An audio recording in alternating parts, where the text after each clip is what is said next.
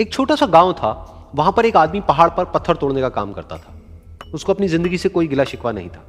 पूरा दिन वो काम करता, मेहनत करता, दिन के एंड में जो थोड़ा बहुत पैसा मिलता वो जा करके अपने परिवार के साथ में थोड़ा सा टाइम स्पेंड करता और चैन से सो जाता। तो एक दिन रोज की तरह वो अपना काम खत्म करके अपने घर की तरफ जा रहा था, तो रास्ते में चलते चलते उसके मन में ख्याल आया कि ये भी कोई जिंदगी है कि सुबह से शाम तक मैं पत्थर तोड़ने का काम करता हूं और एंड में मेरे को थोड़े से पैसे मिलते हैं, जिसमें मुश्किल से मेरा और मेरे परिवार का गुजारा हो पाता है। काश कुछ ऐसा हो जाए कि कहीं से मुझे कोई ऐसी शक्ति मिल जाए कि जो भी मैं चाहता हूं वो सच हो जाए। वो अपने घर पर गया, उसने खाना खाया, लेकिन उसका ध्यान खाने की तरफ नहीं था। उसके दिमाग में यही ख्याल चल रहा था। उसके बाद में वो यही सोचते सोचते सो गया। फिर नींद आने के कुछ देर बाद उसको एक सपना आया। सपने में उसने देखा कि रोज की तरह वो अपना काम खत्म करके अपने घर लौट रहा था।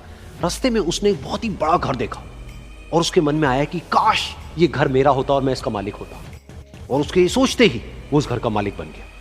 उसको यकीन ही नहीं हो रहा था कि जो उसने सोचा वो बन चुका है।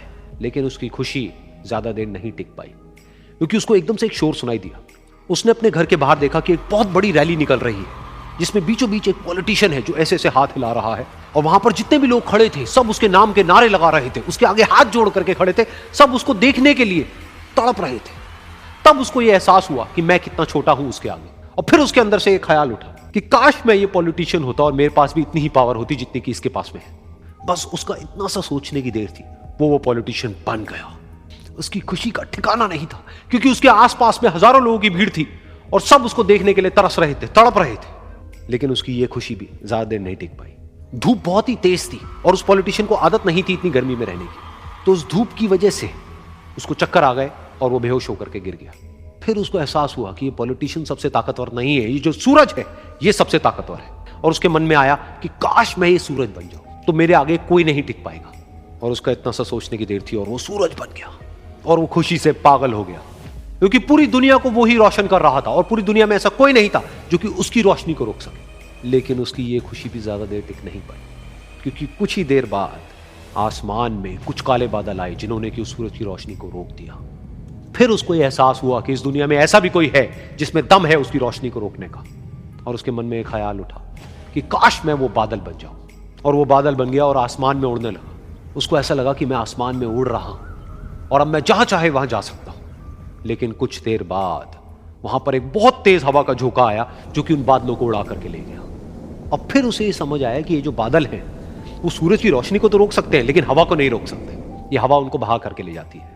फिर उसके मन में आया कि काश मैं ये हवा बन जाऊं। और वो हवा बन गया।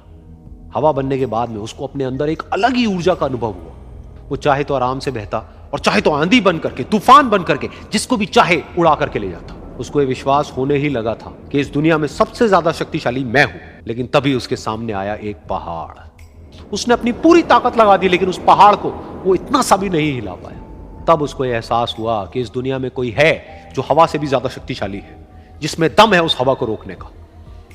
फिर उसके मन में आया कि काश मैं ये पहाड़ होता। और वो पहाड़ बन गया। लेकिन हर बार की तरह इस बार भी उसकी खुशी ज्यादा देर तक नहीं टिक पाई।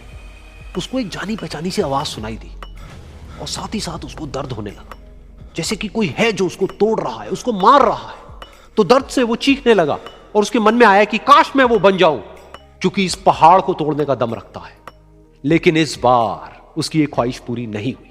वो रोने लगा, चीखने लगा, चिल्लाने लगा। उसने अपनी पूरी जान लगा दी, लेकिन इस बार वो नहीं बन पाया। उसका दर्द बढ़ता ही चला जा रहा था और दर्द की वजह से एकदम से उसकी नींद खुली और सामने शीशा था। उसने शीशे में देखा और उसको समझ आया कि सपने में मैं वो क्यों नहीं बन पा रहा था जो मैं बनना चाहता था, क्योंकि असलियत में मैं वो ही हूं।